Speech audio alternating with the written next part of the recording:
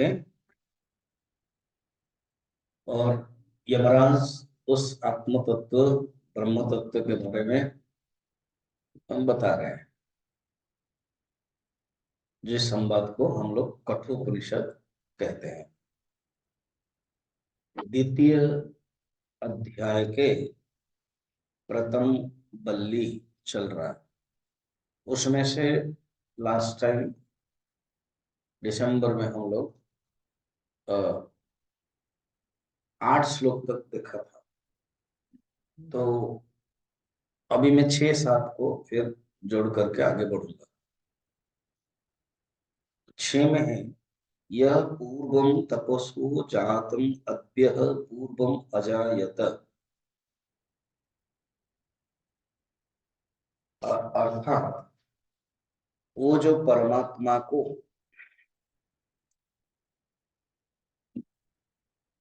किस रूप में साधक या सिद्ध दिखता है, वो ब्रह्म क्या है।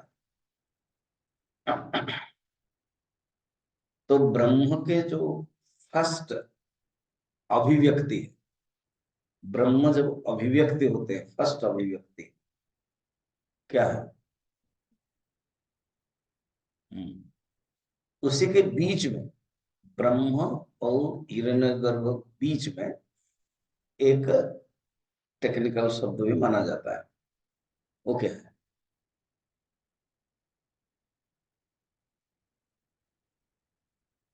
नहीं, अच्छा मैं और क्लियर करता हूँ क्वेश्चन आपको।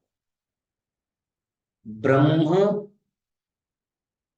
निर्गुण निराकार, जब ब्रह्म माया को धारण करता है वो क्या बनता है? ईश्वर। तो देखा जाए तो फर्स्ट अभिव्यक्ति है ईश्वर, सेकंड अभिव्यक्ति है हिरण्यगर्भ। तो इसको ये 6 नंबर में ना हिरण्यगर्भ के बारे में बता रहे हैं कि वो जो हिरण्यगर्भ है भूतों की अपेक्षा पहले उत्पन्न हुआ है। भूत कैसे ना, हिरण्यगर्भ के बाद महतत्व, महतत्व के बाद अहंकार, फिर 3 प्रकार के अहंकार, सात्विक अहंकार, राजसिक अहंकार और तामसिक अहंकार, फिर उसके बाद पंचमहाभूत। तो ऐसी सृष्टि का क्रम है। तो कहते हैं भूतों की अपेक्षा पहले जो बना हुआ है, जो पंच महाभूत है, आकाश, वायु, अग्नि, जल, पृथ्वी है, वो जो पहले बना हुआ कौन है ना, हिरण्यगर्भ। और वही हिरण्यगर्भ हृदय में रहता है, बुद्धि रूप गुफा में रहता है। अर्थात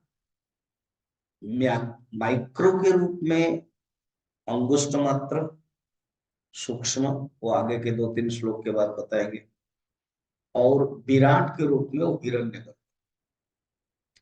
तो अभी हिरण्यगर्भ शब्द क्यों बता दिया?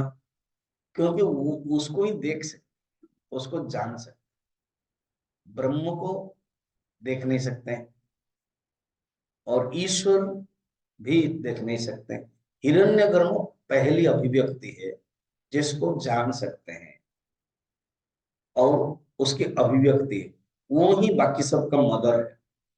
उसी से ही महतत्व, उसी से ही 3 प्रकार अहंकार, सात्विक, राजसिक, तामसिक, इसलिए इस 6 श्लोक में बताया। और नचिकेता को कहा ये पता है, ये सब अनुभव होता है तपस्या से, तपसा, तपस्या से ये अनुभव करते हैं। वो जो अनुभव होता है हृदय की गुफा में, वो ही ब्रह्म है। ये 6 नंबर तक बताया था। अब आगे इसी को ही हिरण्यगर्भ रूप को अदिति, इसमें क्या बताया ना, तपस्या जातम अव्यय पूर्व अजायत। अब अभी यही हिरण्यगर्भ प्राण का नाम, वो समष्टि प्राण, 7 नंबर। अब इसको पढ़ते हैं। 6 नंबर मैंने नहीं पढ़ा, 7 नंबर पढ़ते हैं। या प्राणेन संभवति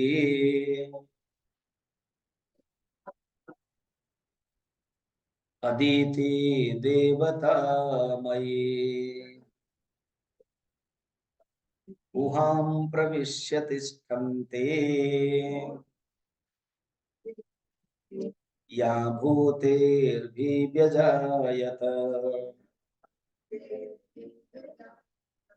एतत् वै तत्। ये एतत् वै तत् माने यही ही वो। एतत् माने this Indeed that, this is that. तत् त्वमेव तत् कैवल्य उपनिषद। यही अहम अयम आत्मा ब्रह्म, यही आत्मा ही ब्रह्म है। एतत् वै तत्, यही ही परमात्मा है। ये श्लोकों में लगातार यही चल रहा है, एतद् वे तत्, एतद् वे तत्। अर्थात और आत्मा कोई नहीं है जो मैं कह रहा हूं, जो मैं वर्णन कर रहा हूं, यही ही आत्मा है और यही ही ब्रह्म है। जो तुम आत्मा के रूप में देखते हो 6 नंबर में, बुद्धि के अंदर है, वो ही हिरण्यगर्भ के अंदर है, कोई अलग अलग नहीं। साइंस भी कहता है जो माइक्रो में है वो मैक्रो में है। जो पार्टिकल एटम है वो ही मैटर है। एटम ही, इलेक्ट्रॉन न्यूट्रॉन प्रोटॉन ही, वो ही मैटर है। और जो इलेक्ट्रॉन प्रोटॉन न्यूट्रॉन का जो सिस्टम है, जो सिस्टम है, वो ही गैलेक्सी का सिस्टम, सोलर सिस्टम। जैसे नाम भी सोलर सिस्टम, सूरज रहता है और बाकी सब घूमते हैं। तो इसीलिए वो कहते हैं एतत् वे तत्, ये आत्मा ही ब्रह्म है। ये एक मंत्र भी हो सकता है, ये एक मंत्र है, पावरफुल मंत्र। जैसे अहम ब्रह्मास्मि मंत्र है, तत्त्वमसि मंत्र है, एतद् वे तत् सर्वनाम है। इसमें और कुछ नाम नहीं है, सब चित आनंद ऐसे नहीं है। इसलिए लग रहा है कि इट इज नथिंग, ये क्या है। और ये पावरफुल, दिस इज द, ये जो देख रहे हैं, जो मैं अनुभव कर रहा हूँ, जो आत्मा मेरे हृदय में, वो ही परमात्मा। तत्त्वमेव त्वमेव तत्। कैवल्य उपनिषद में ऋषि भी यही कहते हैं, वो ही तुम हो और तुम ही वो है। तत्त्वमेव त्वमेव तत्। अभी हिरण्यगर्भ को प्राण के, समष्टि प्राण के रूप में कहते हैं, समष्टि प्राण। इसी को ही हिरण्यगर्भ को ही पुराण में ब्रह्मा कहते हैं।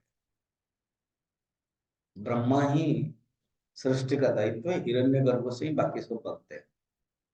अब 7 नंबर में प्राण कहते हैं और उसमें एक नाम देते हैं अदिति। यह या प्राणेन संभवती अदितिर देवतामय। श्लोक देखना, जो अदिति है वो देवतामयी है, वो हिरण्यगर्भ का ही नाम है। अबे अदिति तो हम कश्यप ऋषि के पत्नी का नाम अदिति सुन रहे पुराणों में, भागवत में। कश्यप एक ऋषि थे, ब्रह्मा के सप्त जो 10 पुत्र है उसमें से एक का नाम है मरीचि। ब्रह्मा का क्रतु, मरीचि, वशिष्ठ आदि, उसमें से 10 में से ये। तो मरीचि के पुत्र है कश्यप, तो ब्रह्मा का ये पुत्र है। और ये बड़े पावरफुल है, इनको दायित्व दिया गया था प्रजापति बनने का। कि कुछ लोग, कुछ ऋषि लोग इंटरेस्ट रहते हैं सृष्टि में, कुछ इंटरेस्ट नहीं रहते। तो इन्होंने इंटरेस्ट लिया, कश्यप, इसलिए इनको प्रजापति बनाया गया। एक दक्ष है, वो ब्रह्मा के डायरेक्ट पुत्र है, वो भी इंटरेस्ट लिया प्रजापति। उन्हीं की ही पुत्री है सती, जो भगवान शंकर से विवाह, जो रामचरितमानस में हम लोग कथा सुनते हैं, वो भी प्रजापति, इसलिए दक्ष प्रजापति कहते हैं। कई प्रजापति, तो कश्यप प्रजापति के 13 पत्नी है। कहा जाता है कि ये जो सारा सृष्टि बनी है ना, इन्हीं से ही सब। 13 पत्नी में वृक्षों की भी माँ है, पशुओं को भी माँ है, माँ है। वो सब बने। देवताओं के जो माँ का नाम है अदिति, राक्षसों को जो माँ का नाम है दिति, दैत्य, दिति। सारा जग संसार जो बन गया वो इन्हीं से हुआ। इसलिए जब गोत्र परंपरा सृष्टि हुई, क्योंकि हम लोग का गोत्र किसी ऋषि के साथ गोत्र है, तो जरूर कहीं ना कहीं ऋषि होते हैं। बाई चांस कोई किसी का गोत्र नहीं है, मैं कभी कभी सोचता हूँ जो कोई बड़ा मुश्किल है, जो अ, माने मुस्लिम हो या फॉरेन से है, हाइब्रिड वाले, अब कहीं मंदिर गए, अब वो पूछते हैं ब्राह्मण आपका गोत्र, तो बोल नहीं पाते, तब वो ब्राह्मण जानते हैं, बस डाल देते हैं कश्यप गोत्रस्य, इनके पास है। तो कभी कभी जब मैं सुनता हूँ ना किसी गोत्र का, जरूर किसी गोत्र ऋषि के साथ कनेक्शन है ना, कोई कोई ऋषि हो, और जो पावरफुल ऋषि, इसमें वेद में वर्णन हो, भागवत में वर्णन हो, ऐसे ऋषि। धीरे धीरे क्या नहीं, ये गोत्र परंपरा टूट गई, तो फिर वो कहीं ना कहीं बोलना पड़ता है, इसीलिए वो टाइटल का बोलते हैं, है ना। वो टाइटल के लिए रियली वो प्योर नहीं है, वो ऋषि नहीं है, कोई ऑफिशियल रजिस्टर्ड ऋषि बोलते हैं ना, उनका नाम नहीं है। तो कश्यप ऋषि का ज्यादातर माना जाता है कि वो सर्वश्रेष्ठ है, उनकी पत्नी अदिति। तो क्या है, वो अदिति है क्या? नहीं, वरम तो हिरण्यगर्भ का नाम अदिति है, वो नाम इनको दिया गया, इन पत्नी को जो अदिति है, देवताओं की माँ है, कश्यप की पत्नी है, वो दिया। अदिति ओरिजिनल हिरण्यगर्भ का। तो अभी प्रश्न आएगा, तो हमारे लिए उत्तर, अदिति का अर्थ कैसे हो गया हिरण्यगर्भ का? अदिति, अदिति अर्थात जो खंडित नहीं है, दिति माने दो, अदिति माने जो खंडित नहीं, जो अद्वैत है, अद्वैत एंड अदिति, ये अद्वैत पुरुष और अदिति स्त्री, है ना। तो ये अदिति, अदिति कैसे हो गया, हिरण्यगर्भ को देते हैं, धन शंकराचार्य कहते हैं का अदिति स्त्रीलिंग है और देवताओं की मां है। तो सेवेंथ नंबर में यह प्राणेन संभवती देव अदितिर देवता मई, उसको शंकराचार्य ने अदिति का अर्थ बताया। 7 नंबर में क्या है अदिति का? या सर्व देवता मई सर्वदेवतात्मिका प्राणेन हिरण्यगर्भ रूपेण परस्मात् ब्रह्मणः संभवति, जो सब देव स्वरूपा अदिति हिरण्यगर्भ रूप परम ब्रह्म से उत्पन्न होती है। तो वो ठीक है, और अदिति का अर्थ उन्होंने बताया क्या? अब शब्दादीन, शब्दादीना अदनाद इति अदिति, इसको देखो, ये कहीं भाष्य में ही है और कहीं नहीं मिलेगा, शंकराचार्य भाष्य में, इसलिए ध्यान से सुनो। तो किताब को छोड़ दो, किताब में नहीं मिलेगा, ठीक है। अदनात अति अदिति, अदनात माने क्या है? आना, आत्मा का भी जो परिभाषा शंकराचार्य कहते हैं, जो आत्मोति अदनात माने भोजन करता है, भक्षण करता है, क्या? विषयों को, जो विषयों को अदनात, वो अदिति, विषयों को जो भक्षण करता है, विषयों को जो ग्रहण करता है, विषयों को जो संग्रह करता है, विषयों को जो लेता है, वो अदिति है। कौन लेता है ना? समष्टि प्राण, हिरण्यगर्भ, आत्मा। तो इसीलिए अदिति का अर्थ है।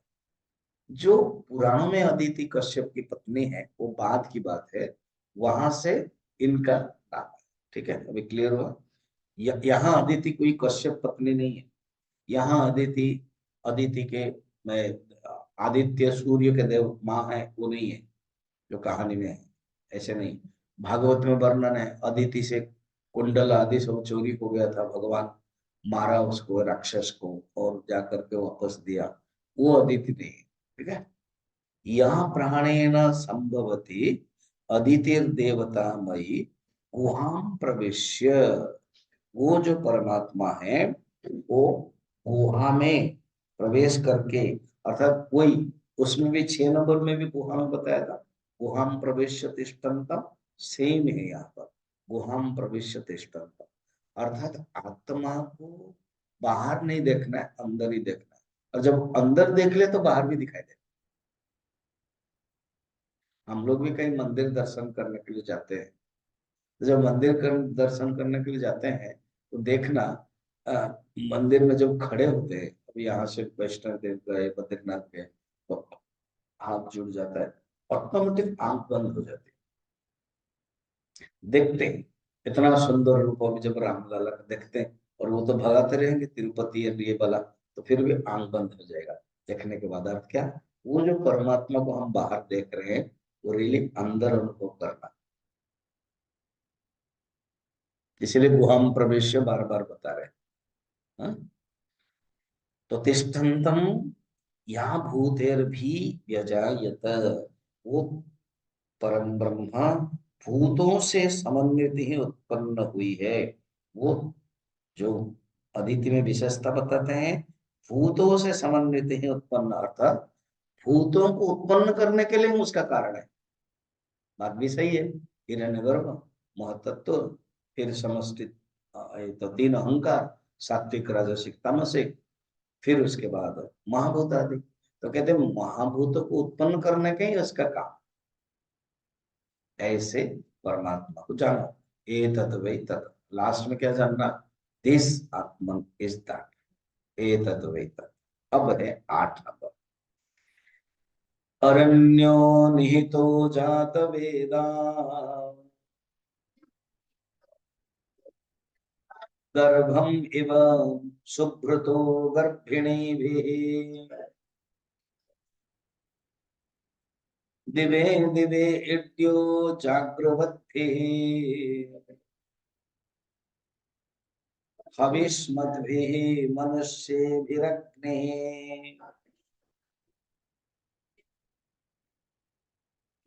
2 एग्जाम्पल देते हैं, 8 नंबर। और ये कठिन है, कष्ट, ऐसे पढ़ेंगे खुद तो समझ में नहीं आएगा। तो एग्जाम्पल एक देते हैं। देखो, उसी समय उपनिषद के समय में, सत्ययुग में, हवन जो यज्ञ है, वो एक पावरफुल टूल था।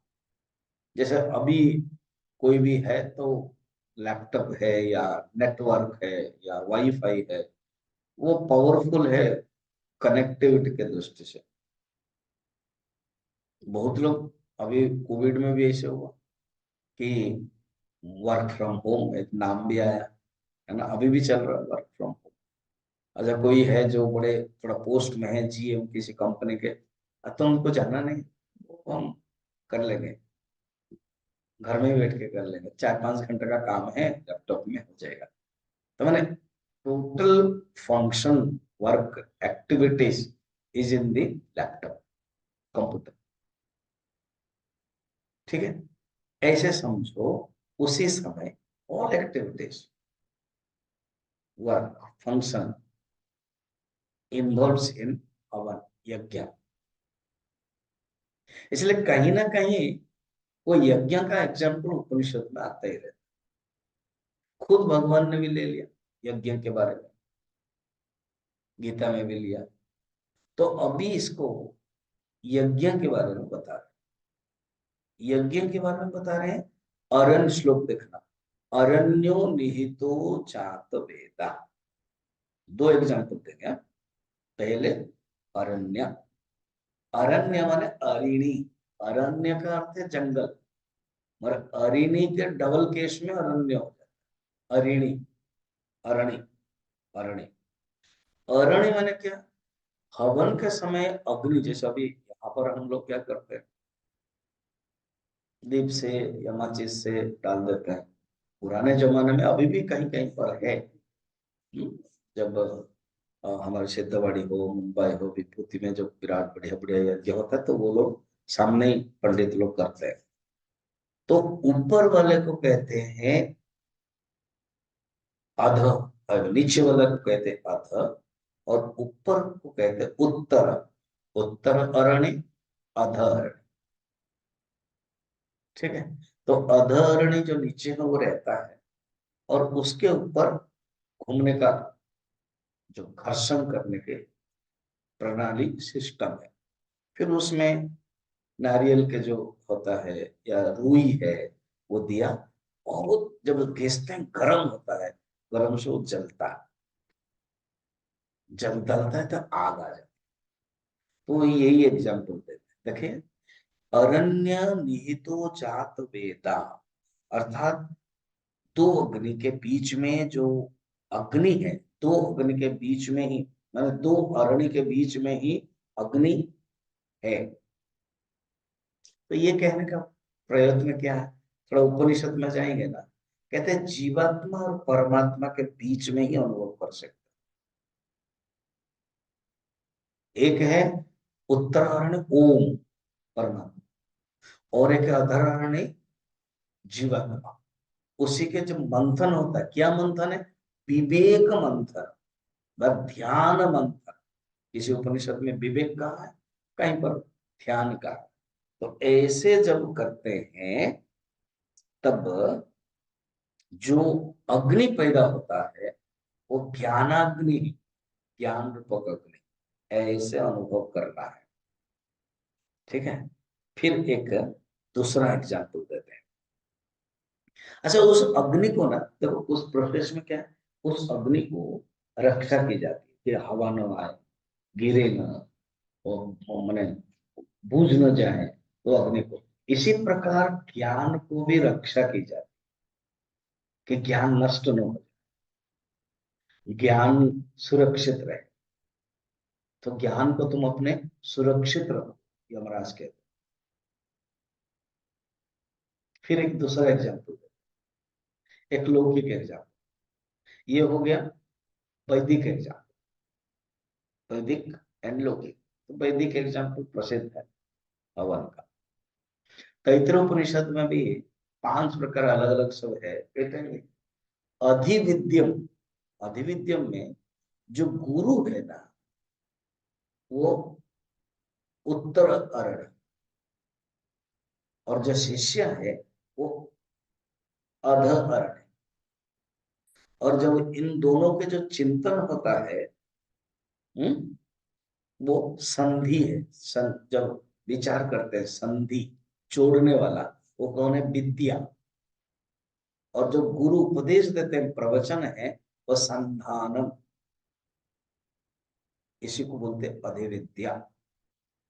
श्लोक है, आचार्य पूर्व रूपम अंतेवास्य उत्तर रूपम विद्या संदेह प्रवचनगम संधानम इति अधिविद्यम।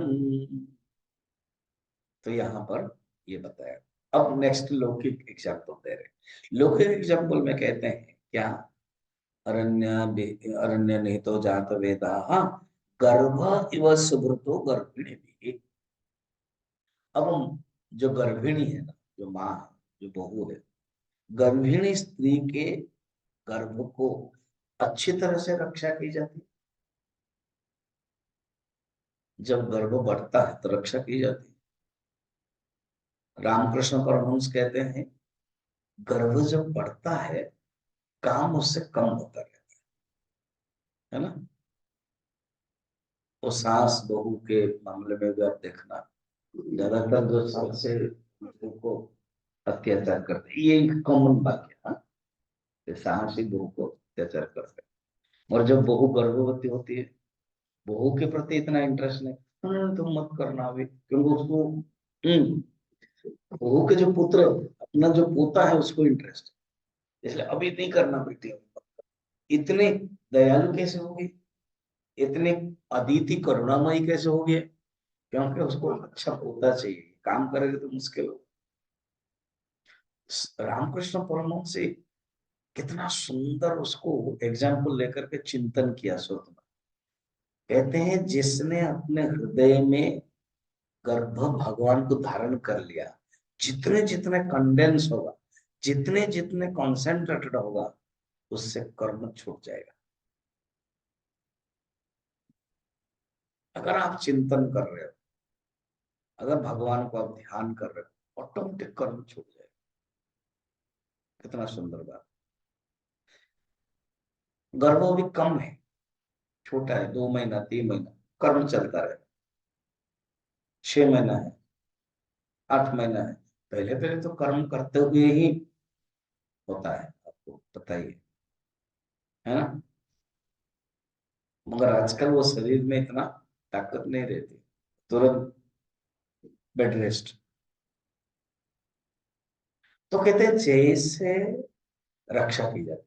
और एक शंकराचार्य सुंदर भाषण देते हैं, कहते हैं गर्भ को अच्छा होने के लिए उसको खान पान भी अच्छा होना चाहिए। तो कुछ कुछ बच्चा है ना, वो इमली खाएगा, खट्टा खाएगा, वो खाएगा, बर्गर खाएगा, पिज्जा खाएगा, शुरू से।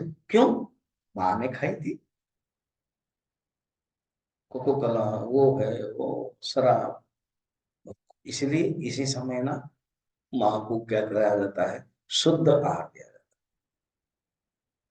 संस्कार के लिए। तो गर्भ को रक्षा की जाती है शंकराचार्य के, ऐसे ही भोजन आदि का व्यवस्था की जाती है, ज्ञान आत्मा को रक्षा करने के लिए ये जो साधना आदि द्वारा रक्षा की जाती है। सत्संग है, ध्यान है, जप है, ये सब साधना, इससे आत्म तत्व ज्ञान रहता है। कहते हैं ऐसे ही तुम जो, ये 2 एग्जाम्पल दे दिया। कहते हैं ऐसे जो ज्ञानी है, जो साधक है, प्रमाद शून्य दिवे दिव इत्य जागृत भी, जागृत बद भी, कर्मपरायण ओम सामग्री से युक्त याचक, ध्यान भवना युक्त योगी, यज्ञ हृदय देश में नित्य प्रतिस्तुति की जाने वाले योग्य है। अब ऐसे ही साधक क्या करता है, साधना करके अपने आत्म तत्व को जागृत करके रखता है। और हे नचिकेता, वो ही आत्मा है, वो ही आत्मा ही तुम हो, और वो ही आत्मा ही ब्रह्म है, यही जानो। अब आपके बाद 9 नंबर देख। अब इसी आत्म तत्व को अलग अलग एक्सप्लेनेशन में करते हैं। हाँ। यतश्चोदेति सूर्यः अस्तं यत्र च गच्छति तं देवा सर्वे अर्पिताः तदु नात्येति कश्चन एतत् वै तत्। यही ऋषि लोगों के विशेषता है। बैठते थे और ध्यान करते थे, आंख खुलते ही आकाश देखते थे, सूरज को देखते थे, हवा बह रही है, बस वो तुरंत भगवान से कनेक्ट करा लेते। ये ऋषियों का वाक्य है, यमराज केवल दोहरा रहे हैं। तो कहते हैं जो सूर्य देख रहे हैं, ये जो सूर्य जहां से उत्पन्न हो, सूर्य उदित जिस कारण से, सूर्य प्रत्येक दिन उदित होता है, उदय होता है, जिस कारण से होता है, और जिसमें वास्तव उस परमात्मा में सभी देवता अर्पित है।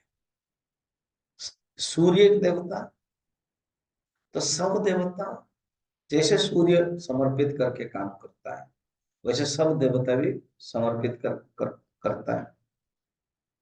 एक महाभारत में वर्णन कथा तो आपको पता ही है।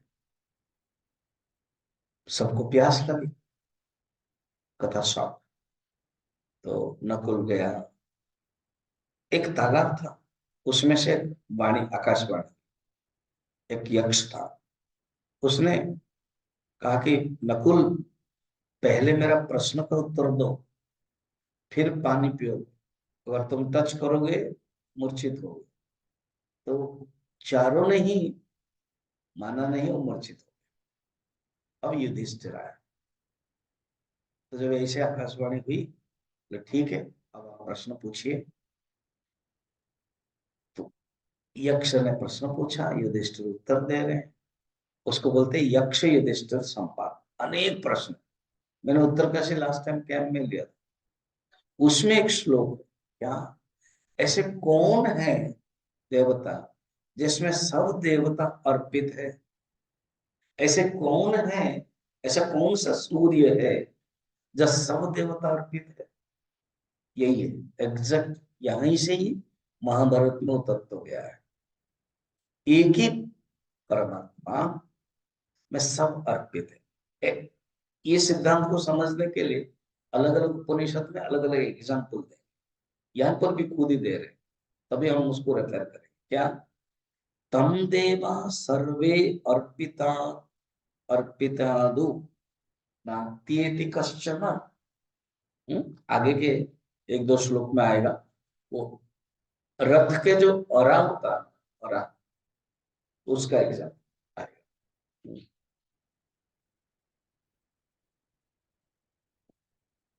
और सर्वे अर्पितास्तु, शंकराचार्य खुद कहते हैं कि जैसे रथ की नाभि में समस्त अरे प्रविष्ट होता है। रथ, याद करो, ये रथ हब बोलते हैं। फिर उसके बाद एक एक सब स्पोक्स है। साइकिल का टायर या मोटरसाइकिल, ऐसे ही सब कनेक्टेड है। शंकराचार्य ने साधना पंचकम में भी यही बताया। फुट्टी साधना जो है, वो स्पोक्स, एक एक spoke, all are connected to main rim. अब ऐसे ही परमात्मा के साथ सब कनेक्टेड है। रथैव अराइव रथ नाभु संगता यत्र नाट्यः सयेस्तश्चरते बहुधा जायमानः ओमिति अवध्यायथ आत्मानं स्वस्तिव पाराय तमसः परस्ता। मुंडक उपनिषद, मुंडक उपनिषद में भी यही बताया। अराइव रथ नाभु, अर्थात जैसे शंकराचार्य ने एग्जाम्पल दिया, जैसे रथ की नाभि में अरे प्रविष्ट होते हैं, वैसे सब देवता, सब जितने भी यूनिट है वो कनेक्टेड है। ऋषियों की दृष्टि देखो, मैंने बताया ना, ध्यान करते थे, जब देख लिया आकाश, तो आकाश के साथ यूनिट जोड़ दिया परमात्मा। वायु जोड़ा, नदी बह रही है, जोड़ा। तो कैसे, शंकराचार्य कहते हैं रथ ही हो। वो भी कहां से लाए? मुंडक उपनिषद से। प्रश्नोपनिषद में भी ऐसे ही, अरायवरतनाहु प्राणि सर्वं प्रतिष्ठितं ऋचं यजुंसि सामान्य यज्ञं क्षत्रं ब्रह्मच। ये है, ठीक है। देवाः सर्वे अर्पिताः, सब देवता लोग अर्पित है उस परमात्मा। यक्ष और युधिष्ठिर के भी संबंध में भी यही है। ऐसे कौन है देवता लोग सब, ऐसे कहां पर ये सूर्य आता है और चलता रहता है, उसको काव्यात्मक, ऐसे क्या है, सूरज घूमता रहता है, कहां पर जाता है, जैसे बताया ना, कहां से उत्पन्न होता है, यतश्चेदेति सूर्य, कहां पर जाता है। ये कविता में हो गया कि सूर्य जहां से उत्पन्न होता है ऊपर, जहां भी चला जाता है ऊपर। 9 नंबर को तो शंकराचार्य कहते हैं ये जो परमात्मा को अनुभव जो करते हैं वो केवल कौन, ज्ञानी लोग जो जागृत स्वरूप है वो लोग करते हैं। सो 8 नंबर में देखना एक श्लोक था, 8 नंबर में जागृत भी, अर्थात वो जागृत है, संसार में जगे हुए हैं, बाकी तो हम सोए हुए। सोवनहार, रामचरितमानस में भी लक्ष्मण निषाद राज के संवाद में कहते हैं, गीता में भी भगवान द्वितीय अध्याय में कहते हैं कि हम जब जगते हैं ना, तो वो जो ऋषि लोग हैं वो सोते हैं, और जब हम सोते हैं तो ऋषि लोग जगते हैं। तो इसका अर्थ ये है, जब हम जगते हैं वो सोते हैं, और हम सोते हैं तो वो जगते हैं। वो लोग क्या नाइट शिफ्ट करते हैं? क्योंकि हम जब सोते हैं वो जगते हैं, तो नाइट शिफ्ट वाला करता है, गार्ड है ऐसे नहीं। या निशा सर्वभूतानां तस्य जागर्ति संयमे यस्याम जागृति भूतानि सा निशा पश्यतो मुने, यही बताया। या निशा सर्वभूतानां, सब भूतों के लिए जो निशा है, रात्रि है, वो संयम के लिए वो जागृत है। और यस्याम जागृति भूतानि, जो भूतों के लिए जागृत है, मुनि के लिए वो निशा है।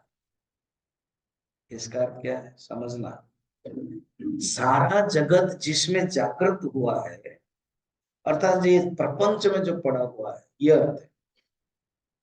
उनके लिए रात है, उनके लिए इंटरेस्ट नहीं, उनका अभाव है, वो चाहते ही नहीं। और सारा जगत जब रात में आता है, निशा है, वो जागृत है, अर्थात जो अंधकार में है, अविवेक में है, विचार नहीं है, वो विचारवंत है। इसीलिए जागृत भी 8 नंबर में कहा था। ठीक है, अब 9 नंबर हो गया, 10 नंबर। अब 10 नंबर में कहते हैं जो भी जहां भी भास रहा है, सब कुछ ब्रह्म है। यदेवेह तदमुत्र यदमुत्र तदन्विह मृत्यु समृत्युमाप्नोति य इह नानेव पश्यति। 10 नंबर में नानत्व निषेध किया गया। ये तो उपनिषद है ना, वेदांत है, आत्मज्ञान के बारे में। तो एक एक श्लोक में कहीं गहराई है, तो कहते हैं इसमें नानत्व के निषेध करते हैं, भेद दर्शन की निंदा करते हैं। शंकराचार्य कहते हैं भेद दर्शन की निंदा, कहते हैं क्या है, यद एव इह, जो इसमें भास रहा है, यद एव इह, यद एव इह, कहते हैं इह मन इसमें, किसमें, शंकराचार्य कहते हैं कार्य कर्ण उपाधि समन्वितम। कार्य मन शरीर, कर्ण मन इंद्रिय, शरीर और इंद्रिय समन्वित जो संघात रूप है, इसमें कौन भास रहा है, वो चेतन तत्व है। इसको समझ में आ रहा है? अर्थात जो शरीर है वो जड़ है, इंद्रिय भी जड़ है, शरीर और इंद्रिय साथ साथ है। ठीक है, अभी बात हो रही है, आप लोग सुन रहे हो, मैं बोल रहा हूं, फिर हम लोग के हाथे हाथ पैर सब सजीव है, किसके कारण हो, कहते वो चेतन के कारण। कारण कारण उपाधि समन्वितम संसार धर्मवत अभासमान अविवेकी नाम, कहते हैं भिन्न भिन्न उपाधियों का कारण और ब्रह्मवत भासता है, संसारी जीव ब्रह्म से भिन्न है, यही सोचता है। कहते हैं जो संसारी, शंकराचार्य भाष्य में कहते हैं जो संसारी है वो समझता है कि ये सब जो हो रहा है ये परमात्मा से अलग है, और परमात्मा ही भास रहा है, परमात्मा के कारण ही सब कुछ हो रहा है। क्या ये यमराज कहते हैं, क्या ये अलग है? कहते नहीं। शंका अगर होगा अविवेकी ना लोगों को, तो यमराज कहते हैं नहीं, ये जो भास रहा है वो भी परमात्मा ही भास रहा है। अपने स्वरूप में अवस्थित ब्रह्म ही इन देहादिकों से परे नित्य विज्ञान घन स्वरूप संपूर्ण संसार धर्म से रहित है। ऐसे परमात्मा स्वभाव में स्थित है। इस लोक में नाम रूप कार्य कारण उपाधि अनुरूप भासने वाला आत्म तत्व है, वही है। यद एव इह, इसका समझाने के लिए कहते हैं इस संसार में जो भाषित हो रहा है वो एकमात्र वो तत्व है, इस इंद्रिय में भास रहा है वो। फिर नेक्स्ट कह क्या, तद अमुत्र, अर्थात जो भास रहा है वही ब्रह्म है। जैसे एतद वै तत्, दिस दैट, कहते जो भास रहा है, जो दिखाई दे रहा है वो ही ब्रह्म है। यदवेह तदमुत्र, अर्थात जो यहाँ दिखाई दे रहा है वही ब्रह्म। तदमुत्र, यदमुत्र तदन्विह, अर्थात जो अन्यत्र है उसी संगात में। अर्थात जो बाहर है, जो परमात्मा ऊपर है, परमात्मा अलग है, परमात्मा दूर है। कहते वो जो दूर तुम सोच रहे हो वो इसी में ही है, और जो इसमें सोच रहे हो वो दूर में है। ये एक शैली है। यदेवेह तदमुत्र, यदमुत्र तदन्यः, अर्थात इन दोनों में कोई भेद नहीं है, इन दोनों में कोई भेद दर्शन नहीं है, एक ही है, आत्म तत्व है। अगर कोई बोलता है कि मैं परमात्मा से भिन्न हूं और परमात्मा मुझसे भिन्न है, उत्तरम अंतरम कुरुते तस्य भयम भवति, तैत्रोपनिषद। कहते थोड़ा सा अगर भेद समझता है कि मैं परमात्मा से भिन्न हूं, तो वो भय में रहता है।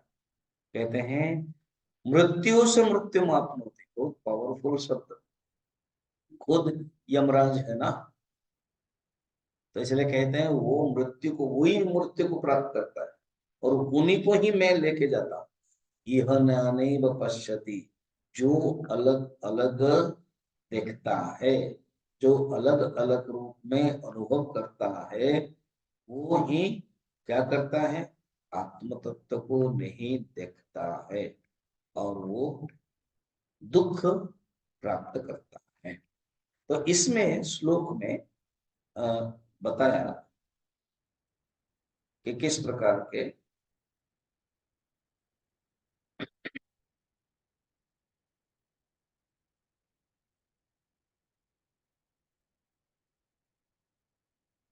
किस प्रकार के भेद दर्शन, आत्मा परमात्मा अलग अलग नहीं है, चारों तरफ उस परमात्मा ही है। ठीक है, अब आगे जाते हैं 11 11 श्लोक में बता रहे हैं कि परमात्मा को फिर अनुभव करने का मेथड क्या है, किस प्रकार के अनुभव कर सकते हैं। 11 है, मनसे वेदमाप्तव्यम नेह नास्ति किंचन मृत्यु समृत्यु गच्छति य इह नानेव पश्यति।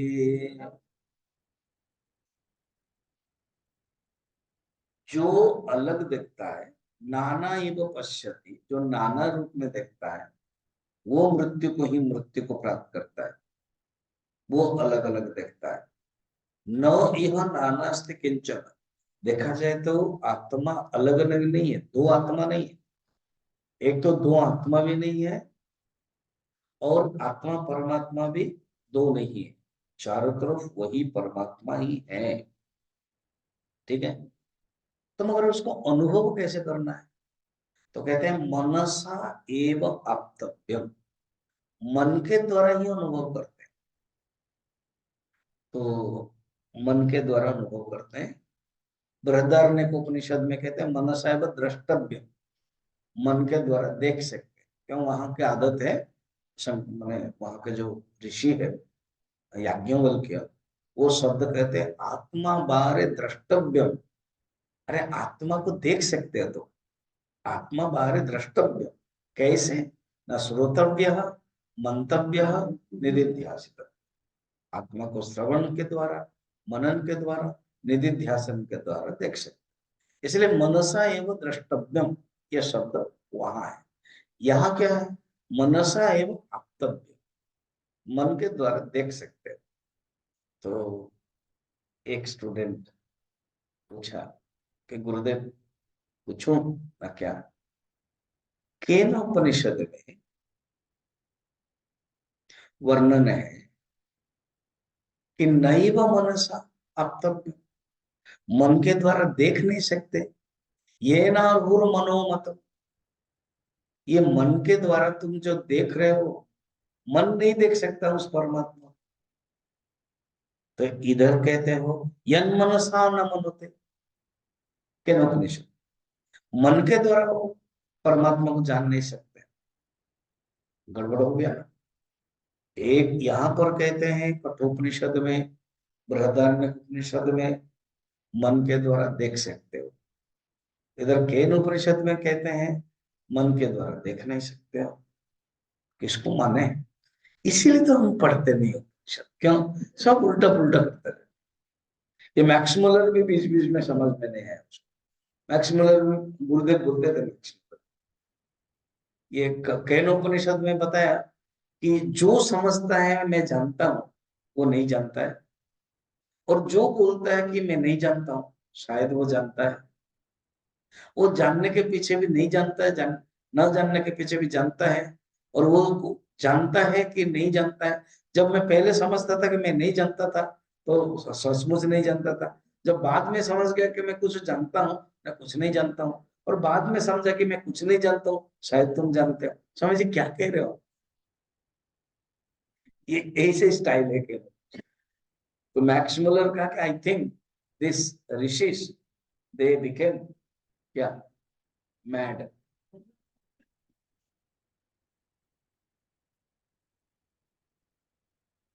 तो यहाँ पर भी ऐसे, एक तो कहते हैं मन के द्वारा अनुभव कर सकते हो, और एक कहते हैं यन मनसा न मनोते, नहीं नहीं मन के द्वारा अनुभव नहीं कर सकते। इसका रिकंसिलेशन कैसे? तो कहते हैं सुनो, मन है दो प्रकार। इसके लिए अमृत बिंदु उपनिषद कहते हैं, मैं बोलूं मैंने सोचो, उपनिषद को एक एक कन्या या एक कुमारी या एक विदुषी के रूप में कहे। कठोपनिषद कह दिया ऐसे, केनोपनिषद कह दिया नहीं, तो दोनों पे झगड़ा हो गया। एक कहता, एक कहती है मिस्त्री लगा रहा, एक कहती है होगा, एक कहती है नहीं। तो छोटी सी उपनिषद है, सिर्फ 22-23 श्लोक, छोटी सी कुमारी है, वो आके बोल रही, उसका नाम है अमृत बिंदु उपनिषद। वो बोल रहे मैं बोलूं? तुम क्या बोल सकते हो? तुम तो इतना छोटे हो। हम इतना बृहदारण्यक उपनिषद कितना बड़ा श्लोक है, कठोपनिषद भी कुछ नहीं है, कम नहीं है, 120 श्लोक है। ब्रदर सबसे बड़ा, तुम्हारे पास तो सिर्फ 22-23 श्लोक है, तुम क्या बोल सकते हैं? मैं बोलना चाहूंगा, मुझे मौका तो दीजिए ना। मन दो प्रकार है, मनो ही द्विविधम प्रोक्तम, अमृत विद्योपनिषद हमने लिया है लग। और एक देहरादून में लिया था, मॉर्निंग मॉर्निंग सुन रहे थे तुम लोग, है ना? अरे यहाँ नहीं रहे, देहरादून लिया, ऑनलाइन में तो सुना है ना। ये भगवान, ज्ञानी यज्ञ में लिया तो आप लोगों को तो सुना है। नहीं सुनोगे तो गलती किसकी है? मनो ही द्विविधम प्रोक्तम, मन दो प्रकार है। प्रोक्तम मन कहा गया, मनो ही द्विविधम प्रोक्तम। शुद्धम अशुद्धम च, शुद्धम च अशुद्धम में च। ठीक है? उपनिषद क्या कहती है? अमृत बिंदु, छोटी सी है, प्यारी सी है, नन्ही सी है, छोटी सी प्यारी सी नन्ही सी, है ना? तो वो आकर बोल रही है मन दो प्रकार है, एक है शुद्ध है और एक अशुद्ध है। अशुद्धम काम संकल्प, वो कह रही है अशुद्ध क्या है, जिसमें काम संकल्प आदि है, और शुद्धम काम विवर्जितम, जो शुद्ध है जिसमें काम विवर्जित नहीं है। तो ये दोनों ने पूछा, फिर क्या कहना चाहता है? मैं ये कहना चाहती, जो मन में काम संकल्प आदि है, छोटे से प्यारी से और बोल नहीं रही है, ऐसे ऐसे स्टाइल कर रही है, और जो मन शुद्ध है उसके द्वारा मनसा एव, दोनों खुश हो गए, दोनों ने प्यार किया। किसको? अमृत बिंदु उपनिषद, केनोपनिषद भी और कठोर। ये थोड़ा सा मैंने ड्रामेटिक किया, समझ में आया? केनोपनिषद में है, उसमें जब बोलते हैं यन मनसा न मनुते, अर्थात विक्षिप्त मन से तुम नहीं जान सकते। और कठोपनिषद जब कहती है मन के द्वारा जान सकते हो, तो शुद्ध मन, जहां शांत मन है, वहां जान सकते। इसलिए अमृत बिंदु ने समाधान कर दिया। मन कितने प्रकार? एक है शुद्ध और एक अशुद्ध। अशुद्ध मन से परमात्मा को नहीं जान सकते, वो केनोपनिषद कह रही। और शुद्ध मन से परमात्मा को जान सकते हैं, वो कठोपनिषद भी बोल रही है और बृहदारण्यकोपनिषद भी बोल रही है। समझ में आ गया? अच्छा, और एक है, थोड़ा सा डेप्थ है, समय है 5 मिनट। मन में, मन क्या है? एक वृत्ति है। मन एक थॉट है। इस कोई भी पदार्थ को जब जानते हैं ना, जैसे ये घड़ी है,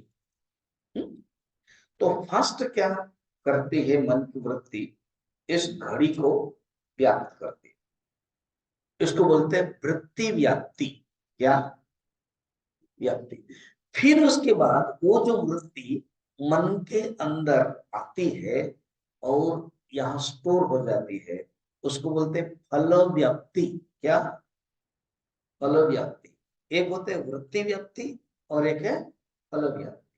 किसी भी पदार्थ के बाहर के चीजें को जानने के लिए दोनों चाहिए, वृत्ति व्याप्ति, फल व्याप्ति। मगर परमात्मा के अनुभव करने के लिए फल व्याप्ति का जरूरत नहीं है। केवल वृत्ति व्याप्ति हो जाने से उसी में ही फल व्याप्ति अपने आप हो जाती है। इसको कहते हैं उसी मन से ही जान सकते। जैसे अहम ब्रह्मास्मि, अहम ब्रह्मास्मि, अहम ब्रह्मास्मि, इसको बोलते हैं अखंडाकार वृत्ति। ये वृत्ति है। ये वृत्ति व्याप्ति, जैसे मैं समझाता हूँ। चलो एक थोड़ा सा तालाब के पास जाओ। बड़े बड़े किसके किसके घर होता है, वो तालाब होता है, हाँ? तो तालाब में पानी है और आप रह रहे हो, वो है नहीं, और आप तो कंकड़ है, तो आप फेंको। वेराइटीज कंकड़, छोटा सा कंकड़ फेंका, तरंग छोटा हुआ, और थोड़ा सा बड़ा कंकड़ फेंका, तरंग थोड़ा बड़ा हुआ। ऐसे करके जितने कंकड़ था सब खत्म हो गए। तो आपने 50 कंकड़ थे, 50 तरंग पैदा हो गए। कंकड़ के कारण पैदा हुए तरंग खत्म भी हो गया। ये सब वृत्ति है, बाहर की वृत्ति, कि मैं पुरुष है, मैं स्त्री हूं, मैं खाऊंगा, मैं ये करूंगा, वो सब अनेक वृत्तियां आती है। सब खत्म होने के बाद ध्यान में, समझ ध्यान करो ऐसे जिसमें कोई भी वृत्ति नहीं है, ठीक? फिर भी एक वृत्ति है। एग्जाम्पल दो, 50 कंकड़ थे, फेंक दिया, तरंग हो गया, अब खाली है, फिर भी एक तरंग है। नहीं, कुछ नहीं है ना एक तरंग? कौन सा बताओ? नहीं नहीं, एग्जाम्पल में बताओ। एग्जाम्पल में, तालाब के एग्जाम्पल में बताओ। नहीं नहीं, पानी तरंग नहीं है ना। पानी तो है, पानी में ही तरंग होता है। और जब हम फेंका तब तरंग पैदा हो, अभी सब खत्म हो गया कंकड़, फिर भी है। तालावाकार तरंग है की, है कि नहीं? जो तालाब है वो एक ही तरंग है, उसको कोई बंद नहीं कर सकता, वो रहेगा। समझ में आया? हाँ या ना? एक ही रहेगा कि नहीं? ऐसे ही मैं मनुष्य वृत्ति, मैं पुरुष, मैं स्त्री, मैं खाऊंगा, मैं जाऊंगा, उसको मारूंगा, सब वृत्ति खत्म हो गई। फिर भी एक वृत्ति रहेगी, उस वृत्ति का नाम है अहम ब्रह्मास्मि। अभी समझ में आया? अहम ब्रह्मास्मि पैदा नहीं करना, अहम ब्रह्मास्मि पैदा। अब मगर अभी हमको बोलना पड़ता है अहम ब्रह्मास्मि, अहम ब्रह्मास्मि, अहम ब्रह्मास्मि। ये हम दूसरे वृत्ति को हटाने के लिए बोलते हैं, मगर लास्ट में अहम ब्रह्मास्मि भी शब्द नहीं है, फिर भी जो अनुभव होता है अहम ब्रह्म, उसको बोलते हैं अजपा जप। कबीरदास जी कहते हैं, अर्थात वृत्ति शून्य वृत्ति, थॉटलेसनेस, वो तुम हो। यही वो नाने वो पश्यति। और जो नहीं देखता है, जो नहीं जानता है, वो तो मृत्यु में ही रहेगा। फिर कल देखेंगे। ओम पूर्ण मद